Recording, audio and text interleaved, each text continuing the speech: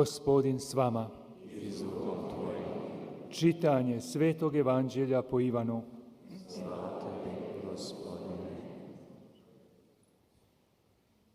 Uvečer tog istog dana, prvog u tjednu, dok su učenici u strahu od Židova bili zatvorili vrata, dođe Isus, stane u sredinu i reče im: mir vama. To rekavši, pokaza im svoje ruke i bok. I obradovaše se učenici, vidjevši Gospodina. Isus im stoga ponovno reče: mir vama. Kao što mene posla Otac, i ja šaljem vas. To rekavši, dahne u njih i kaže im: primite Duha Svetoga, kojima otpustite grijehe, otpuštaju im se. Kojima zadržite, zadržani su im. Ali Toma, zvani Blizanac, jedan od 12, ne bijaše s njima kad dođe Isus. Govorili su mu, dakle, drugi učenici: vidjeli smo Gospodina. On im odvrati: ako ne vidim na njegovim rukama biljeg čavala i ne stavim svoj prst umjesto čavala, ako ne stavim svoju ruku u njegov bok, neću vjerovati. I nakon 8 dana bijahu njegovi učenici opet unutra, a s njima i Toma. Vrata bijahu zatvorena, a Isus dođe, stade u sredinu i reče: mir vama. Zatim će Tomi: prinesi prst ovamo i pogledaj mi ruke. Prinesi ruku i stavi je u moj bok i ne budi nevjeran, nego vjeran. Odgovori mu Toma: Gospodin moj i Bog moj. Reče mu Isus: budući da si me vidio, povjerovao si. Blaženi koji ne vidješe, a vjeruju. Isus je pred svojim učenicima učinio i mnoga druga znamenja koja nisu zapisana u ovoj knjizi. Ali ova su zapisana da vjerujete. Isus je Krist, Sin Božji, i da vjerujući imate život u imenu njegovu.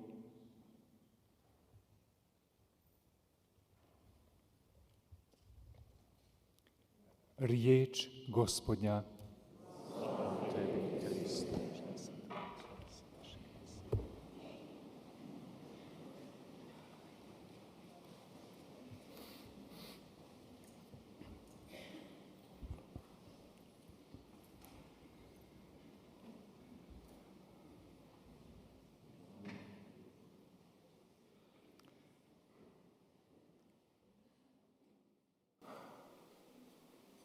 Draga braćo i sestre, 사랑하는 형제자매 여러분, iz ove prebogate Božje riječi koju nam crkva danas nudi, 이 예수님의 말씀, 오늘 하느님의 말씀, 교회가 우리에게 제공한 이 말씀은 매우 풍요한 말씀으로서 우리 각자가 자신의 말씀으로 여기고 아주 흥미로운 말씀으로 받아들일 수 있습니다. 가장 먼저 예수님의 제자들, 그들은 예수님께 가장 성실한 사람들, 사도들이었습니다. 그런데 그들의 상태가 지금 어떤 상태입니까? 그들 가운데에는 두려움이 그들을 장악하고 있습니다. 유대인들을 두려워하면서 꼼짝 못하고 있습니다. žal 자신들의 스승에게 일어난 그런 일들이 자신들에게 일어나지 않기를 바라고 있었습니다. 고통이었습니다. 그런 일이 일어난 지 며칠 지나지 않았습니다. 그 공포스러운 갈바리에서 사건. on 하느님의 아드님께서 십자가에 못 박혀 돌아가셨습니다. 그들이 사랑했던 스승님이었습니다. 그들은 그분이야말로 하느님의 아드님, 메시아로 여겨졌던 분이었습니다. 그분과 함께 메시아의 시대가 도래했다고 생각했습니다. 그런데 갑작스럽게 이 모든 것이 사라졌습니다. 십자가와 함께 사라져버린 겁니다. 그래서 단순한 강도처럼 십자가에서 돌아가셨습니다. 세 번째로 그들 가운데에는 nema više učitelja. 불완전함, 불확실성이 그들을 장악하고 있었습니다. 스승이 안 계시는데 우리는 무엇을 해야 하지? 였습니다. 이런 자신들의 문제를 아무도 해결해 줄 수 없었습니다. 자, 여기에 의문의 핵심이 등장합니다. 네 번째로 Nada koja je bila 희망도 동시에 함께 있었습니다. 그 희망은 svjedočenjem dvojice apostola. 그 여인들, 무덤으로 갔던 여인들의 말을 통해 불을 지핀 희망이었습니다. 그리고 엠마오로 가던 두 제자들이 전해주었던 바로 그 점원 때문이었습니다. 예수님께서 발현하셨던 그 발현을 보았던 제자들이었습니다. 하지만 그들에게는 이 모든 것이 불투명했습니다. 이유는 이것을 믿을 수 있는 어떤 굳건한 믿음, 그래 맞아 예수님께서 부활하셨어 라는 그 기본 어떤 바탕이 될 수 있는 믿음이 부족했습니다. 그래 우리 사람들에게 대사자와 율법학자들과 바리사이들에게 정말 예수님께서 부활하셨어 라고 말할 만한 어떤 확신이 그들에게는 부족했습니다. 예수님을 죽이고 단죄한 그 사람들에게 이것을 선포해야 한다라는 확신이 부족했습니다. 그런 순간에 예수님께서 제자들에게 찾아오십니다. 그런 혼란 속에 빠져 있었던 제자들 가운데 오십니다. 그리고 부활 전에 말씀하신 것처럼 같은 말씀을 하십니다. 실제로 부활은 예수님께서 이미 선포하셨던 그 진리, 그분의 순환과 죽음과 부활이 증명되었습니다. 실현되었습니다. 그들 가운데, 당신의 제자들 가운데 오셔서 가장 멋진 인사를 하십니다. 평화가 너희와 함께. 이것만큼 아름답고 멋진 인사가 어디 있겠습니까? 사람이 평화롭다. 평화를 누린다. 영원히 평화롭다. 얼마나 멋진 일입니까? 예수님은 평화를 축원해 주십니다. 그리고 이렇게 말씀하십니다. 아버지께서 나를 보내신 것처럼 이라고 하셨습니다. 나도 너희를 보낸다. 형제자매 여러분, 예수님께서는 갈바리아나 십자가나 빌라도나 혹은 당신을 단죄한 사람들에 관해서 혹은 대사제들이나 율법학자나 이런 어떤 누구에 관해서 단 한마디도 하지 않으십니다. 아무런 말씀도 하십니다. 그런 일이 일어나지 않은 것처럼 행동하십니다. 그러면서 예수님은 계속 그들을 가르치십니다. 어떤 일이 일어났는지, 즉 아버지께서 나를 보내신 것처럼이라고 하십니다. 아버지께서 나를 부르시고 보내신 것처럼 나도 너희를 보낸다라고 말씀하십니다. 나의 증인들로 너희들을 보낸다. 기쁜 소식을 이 세상 끝날까지 모든 사람에게 전하라입니다. 이것이 예수님의 희망이었습니다. 이것이 예수님의 바람이었습니다. 예수님의 명령입니다. 온 세상 곳곳으로 가라. 가서 너희가 그들의 죄를 용서해주면 그 죄는 용서받을 것이고 너희가 용서하지 않으면 용서받지 못할 것이다. 형제자매 여러분, 한번 보십시오. 예수님께서 많은 것을 가르치셨지만 자, 예수님은 여러 다양한 방법으로 비판을 받으셨습니다. 예를 들어서 사제들이 있는 그 의회, 대사제들 앞에서 다름 아닌 어떻게 사람의 죄를 용서할 수 있느냐라는 것 때문에 아주 심각한 비난을 받으셨습니다. 이것은 하느님만이 할 수 있다라고 했습니다. 그럴 때 예수님께서는 바로 이런 말씀을 제자들에게 하십니다. 가서 사람들의 죄를 용서해 주어라.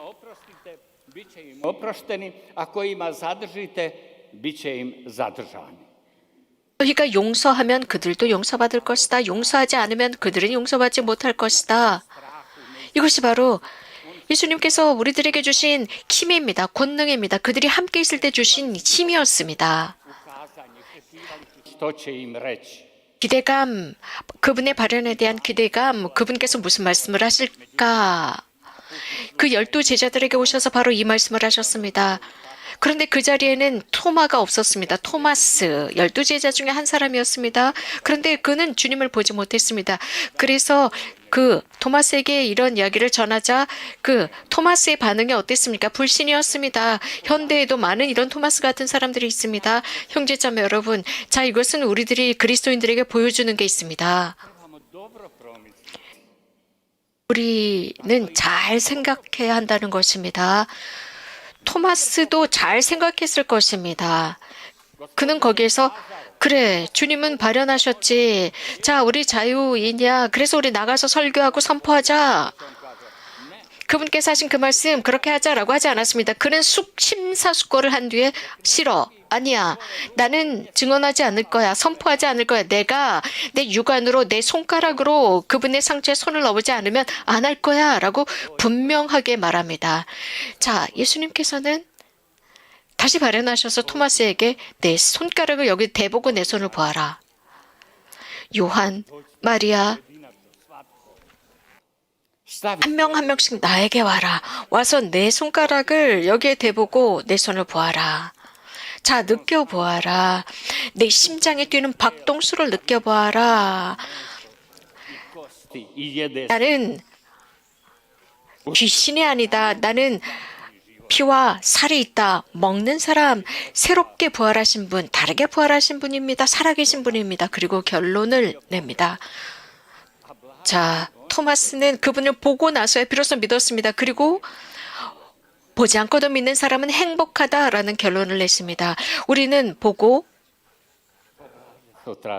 믿습니다.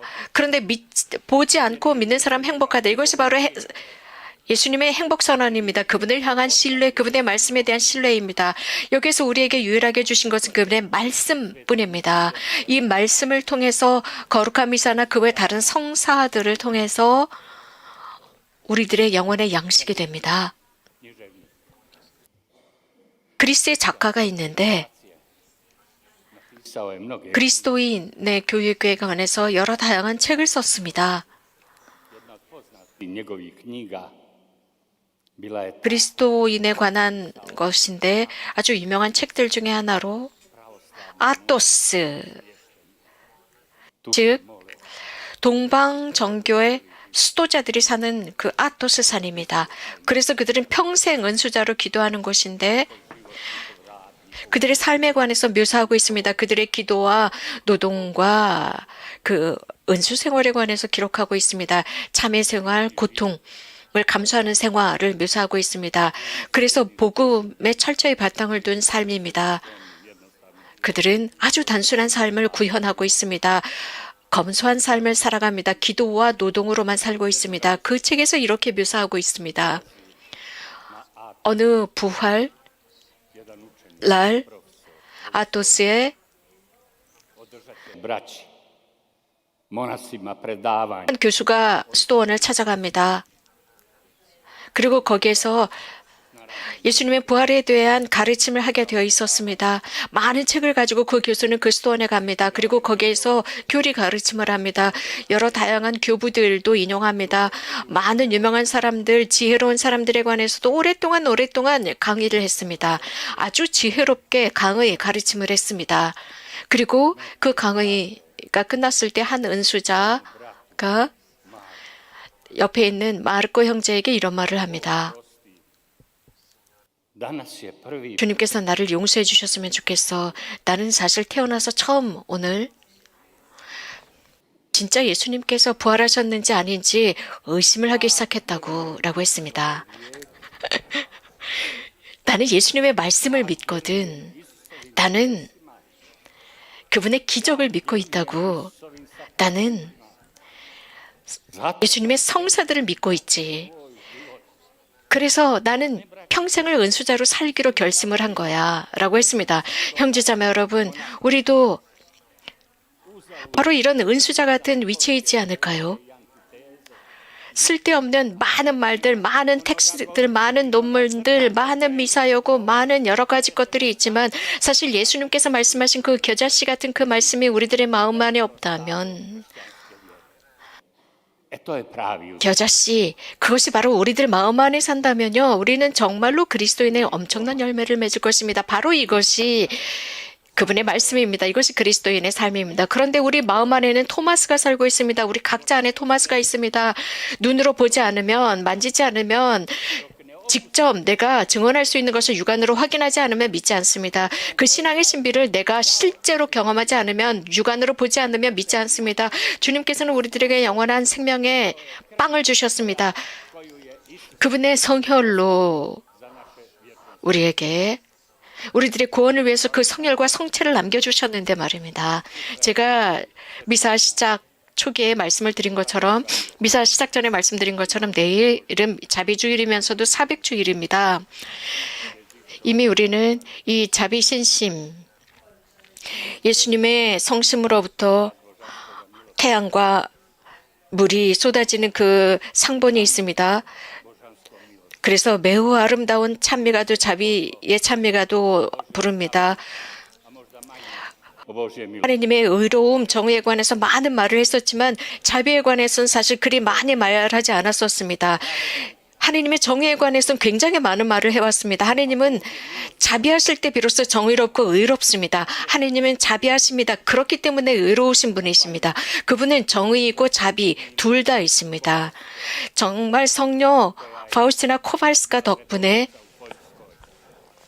I koje 이 파우스티나 코발스카는 폴란드 수도자였습니다. 그 수도자에게 예수님께서 발현하셔서 강조하신 것은 당신의 자비였습니다. 그리고 그 자비에 관해서 그대로 당신이 해주시는 말씀을 기록하라고 했습니다. 1905년 태어나서 1938년에 이 성녀는 돌아가십니다. 33해밖에 살지 못한 수도자였습니다.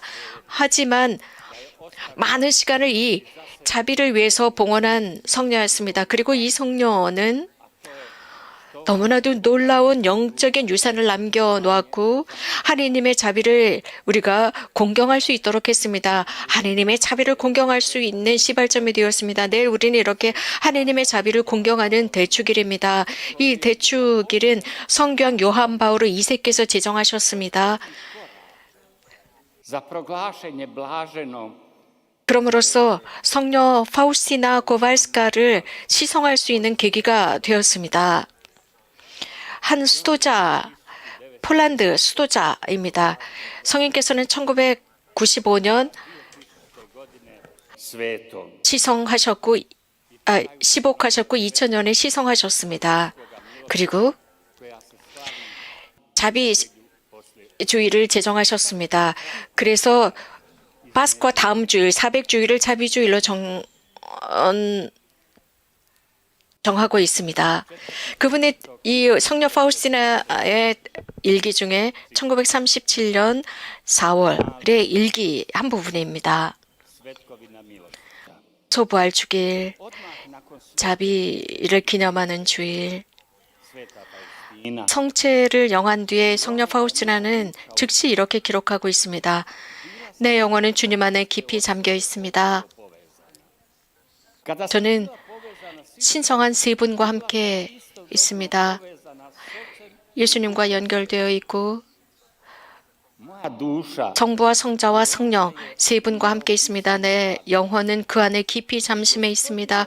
큰 기쁨으로 떨고 있습니다. 주님께서 저에게 모든 그분의 자비의 바다를 깨닫게 하셨습니다. 오 영혼이여, 하나님께서 얼마나 사랑하는지를 알게만 한다면 i najsnažnije. Sam 그 어떤 비교도, 그 어떤 온유와 그 어떤 강렬함도 이 자비의 현실과는 비교조차 할 수 없도다라고 하면서 예수님께서 성령에게 주신 말씀을 기록합니다. 내 딸아, da bi se proširila 내가 할 수 있는 한 가능한 대로 있는 힘을 다해서 내 자비를 공경할 수 있도록 전해라. 나는 자비로 열렬히 불타오르고 있다. 사람들의 영혼에 이 자비를 쏟아부어주고 싶다. 인류에게, 고통당하는 인류에게 전하여라. 내 마음에 다가오도록 전하여라. 그러면 내가 평화로 가득 채우마. 존재하는 모든 것, 깊이 숨겨져 있는, 내 마음 안에 숨겨져 있는 그 모든 것, 어린아이가 어머니 뱃속에, 태 속에 있는 것과 같다. 자비하신 예수님, 영원한 찬미와 영광을 받으옵소서.